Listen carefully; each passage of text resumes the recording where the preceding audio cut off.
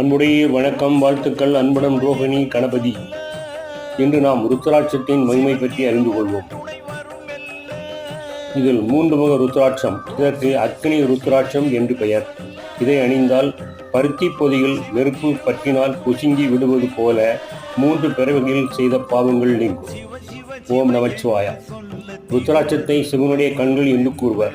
ருத்ராட்ச மரத்தை ஒரு தெய்வீக விருட்சம் என போற்றுவார்கள். அம்மரத்து பழத்தின் உள்ளிருக்கும் விதையே ருத்ராட்சம். சொல்லுக்கடங்க மகிமை வாய்ந்த ருத்ராட்சத்தை யாவர் அணிதல் அவசியம். ருத்ராட்சத்திற்கு 14 விதமான பெயர்கள் உண்டு. 3 முக ருத்ராட்சம், இதற்கு அக்னி ருத்ராட்சம் என்று பெயர். இதை அணிந்தால் பருத்தி பொதியில் நெருப்பு பற்றினால் புசுங்கி விடுவது போல 3 பிறவியில் செய்த பாவங்கள் நீங்கும். ஓம் நமச்சிவாயா.